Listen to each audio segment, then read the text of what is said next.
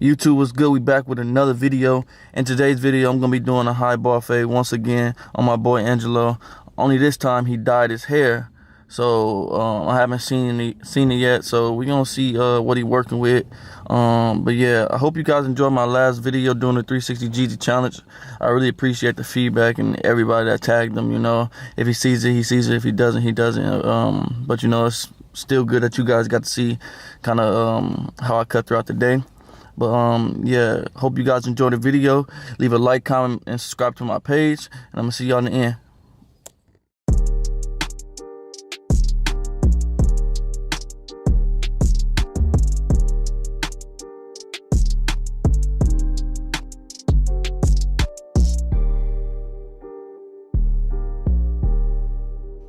Alright, YouTube, now to kick this cut off, we're gonna start by just combing our client's hair. And you always want to do this for two reasons. For one, you want to lift the hair off the scalp, and for two, you want to be able to find out where the growth pattern is in your client's head. So by combing the hair, it allows you to do that. Alright, now we about to set our first guideline in with my silver FXs, and I like using these clippers to set my guidelines in probably 95% of the time, due to the fact that these aren't zero gap. And because they aren't zero gap, I really don't ever have to deal with any harsh lines, and I never really have a problem with taking that bottom line out. So that's really why I like using these clippers as like a guideline setter. So yeah, we're just setting in that first guideline, and we're trying to be as neat as possible. And now my client does usually get rid of his facial hair, so while I have my trimmers out, I just go ahead and clean that part up and just get it out the way.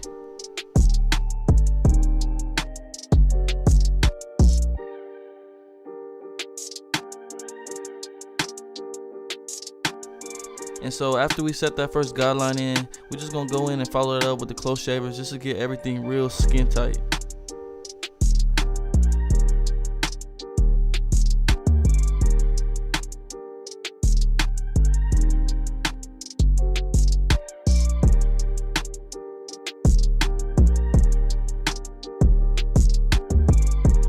Now, using my Wahl magic clip with the lever open, I'm gonna go up about 1.5 inches or an inch, and I want to do this because I really want to stretch this part out, because once I get to the parietal or the darker areas you see up there, I'm really gonna be doing smaller guidelines to keep those as dark as possible. So I really want to stretch this part of the fade out, so that's why I go up about 1 inch or 1.5 inches.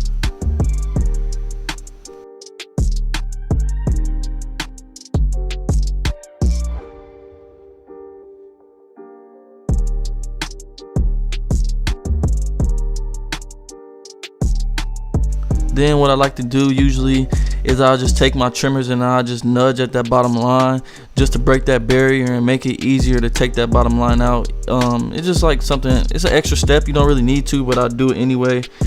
Just ensures that I don't have to deal with you know, those harsh lines or spending too much time trying to get that bottom line out.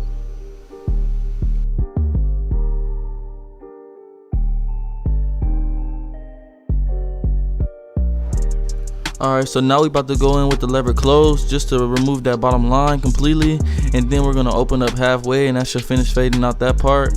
But with this hair color, you really want to focus on keeping everything as tight as possible, especially when you're working with the lower levels such as lever close.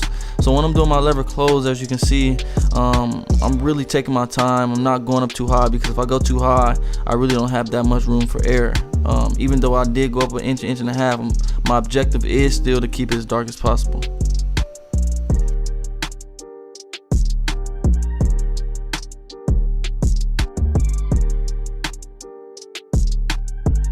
Now with the one guard with the lever open, I'm gonna go up about 1/2 inch, and I'm going up and I'm making sure that I flick out, because like I said before, we're trying to retain as much bulk as possible, trying to keep it as dark as possible. So I'm going in and I'm flicking out just to ensure that I'm not digging in, creating some harsh line, or pushing the fade up higher than it needs to be.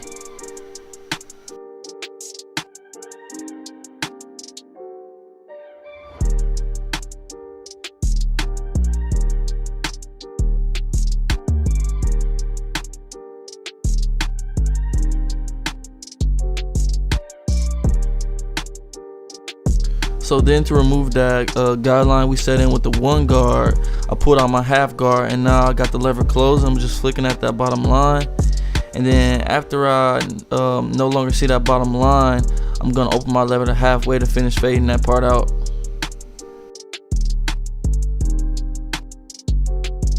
And I'm not even gonna lie, man, this hair was actually pretty hard to cut, only because I couldn't really see. The hair is so light, and the shorter you go on the sides, it just got even lighter. So man, I was damn near squinting trying to cut his hair.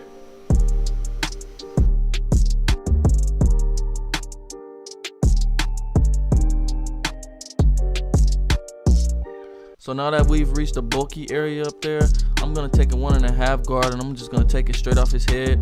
And I want to do this because I'm trying to retain this masculine square shape that he gets with his haircut. And typically, anytime you do a high top fade like this, you're gonna have a square shape anyway. So I'm doing that just to really clean up this area, and then I'm gonna follow it up with clipper over comb.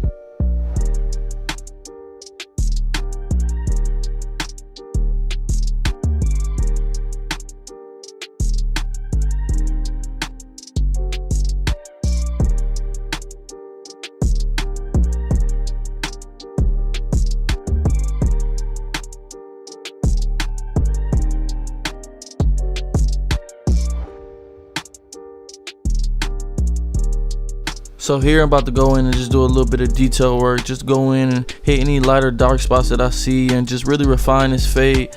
And if y'all really want those picture perfect pictures, you got to do this detail work, man. This is really where you get to the nitty gritty and really get really detailed and precise with everything that really connects the cut together.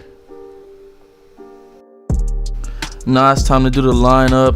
I'm just gonna start by first combing his overhang hair down. He does get a taper line in the front, so I'm just combing that hair down, separating it from the top. And then I'm gonna take a 1 guard and go with the grain and just knock it down, and then I'm just gonna line it up.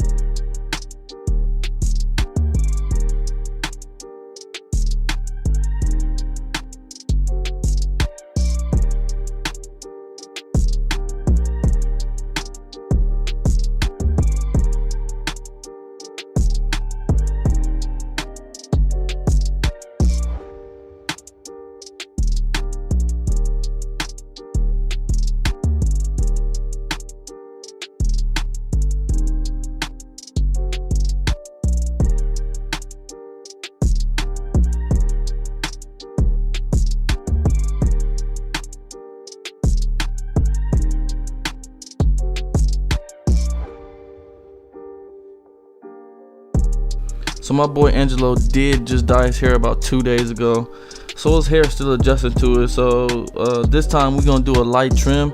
So here I am just picking his hair out, kind of getting it ready to be trimmed. I'm just shaping it up a little bit, giving it some identity, because since he did dye his hair kind of, acts different. Your hair acts different when you put chemicals in it. So I'm just trimming it up, giving it a little bit more shape.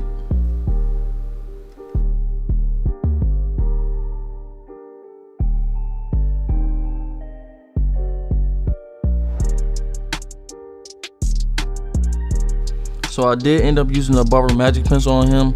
I figured it wouldn't do much, but it'd do just enough to make his lining pop a little bit more, due to the fact that he's so damn yellow, and then that his hair is so damn yellow, it almost blends in too perfect, So I wanted him to walk out looking like he still had a clean lineup, and that it just wasn't his skin, So I decided to use it. It didn't do much, but it did just enough.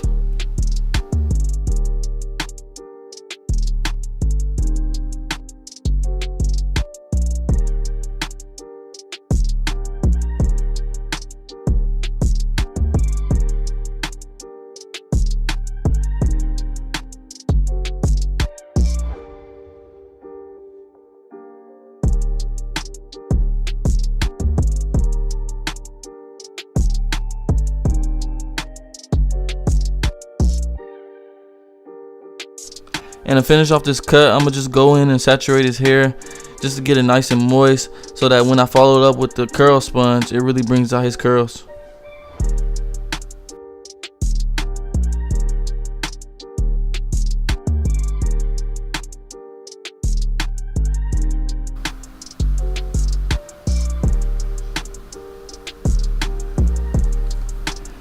And YouTube, here's the before. And here's the after, man. Let me know what y'all think about the cut, man. Like I said, it was kind of difficult because it was just hard to see where his hair was due to it being so light. But I think it came out fresh. Let me know if y'all want to see more stuff like this. Shout out to my boy Angelo for allowing me to cut his hair, man. Like, this is, you know, this is a work of art right here. And also follow me on IG at _D Blends. Make sure you like, comment, and subscribe to the page. And I'll see y'all later. Peace.